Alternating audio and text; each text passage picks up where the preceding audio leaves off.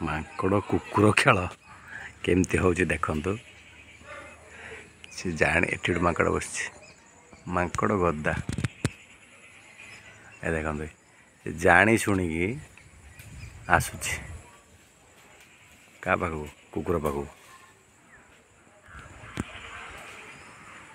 ଦେଖନ୍ତୁ ଗୋଟେ ଶାଲମା ଗଛ ଭଳିଆ ଗଛ ହେଇଛି, ଦେଖନ୍ତୁ ଦୂରରେ ବସିଛି। ସେ ପୁଣି ଦେଖନ୍ତୁ ଆସୁଛି, ଦେଖନ୍ତୁ ଜାଣି ଶୁଣିକି ପାଖରେ ଠିଆ ହେଇଛି। ସେ କୁକୁରକୁ ଆସୁଛି, ଚକମା ଦେବାକୁ ଚାହୁଁଛି। ମାନେ ତାକୁ ରଗଉଛନ୍ତି କୁକୁରକୁ। ଏ ଦେଖନ୍ତୁ କେମିତି ଅଛି। ଆଗରୁ ଦିନ ଥିଲା ମାଙ୍କଡ଼ ମାନେ କୁକୁର ଦେଖିଲେ ଡରିକି ପଳାଉଥିଲେ। ଯୁଗ ଆମେ କହୁଛନ୍ତି ଏଆଇ ଯୁଗ, ଯୁଗ ସବୁଆଡ଼େ ସମସ୍ତଙ୍କର ବି ଯୁଗ ଡେଭଲପ୍ ହେଉଛି। ଏମିତି ଆମେ ଖାଲି ଭାବୁଛନ୍ତି ମଣିଷଙ୍କର ଡେଭଲପ୍ ହେଉଛି, ସେଇଟା ଭୁଲ କଥା। ଦେଖନ୍ତୁ ପଶୁମାନଙ୍କର ବି ସେ ଚିନ୍ତାଧାରା କେମିତି ପରିବର୍ତ୍ତନ ହେଇଯାଉଛି। ସେମାନେ ବି ତାଙ୍କ ଚିନ୍ତାଧାରାକୁ ପରିବର୍ତ୍ତନ କରିନେଇଛନ୍ତି। ଜଣେ କୁକୁର ବ୍ୟର୍ଥ ହେଇଗଲା, ଲାଷ୍ଟରେ ପଳେଇଗଲା। ଦେଖନ୍ତୁ ବ୍ୟାକ୍ କରିଗଲା।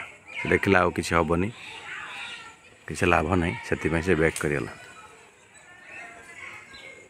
ଦେଖୁଛନ୍ତି ସେ କେମିତି ତାକୁ ଛୋଟ ବଡ଼ ମାଙ୍କଡ଼ ମାନେ ସବୁ କେତେ ମାଙ୍କଡ଼ ଦେଖନ୍ତୁ ଗଦା ହେଇଛନ୍ତି ମାଙ୍କଡ଼।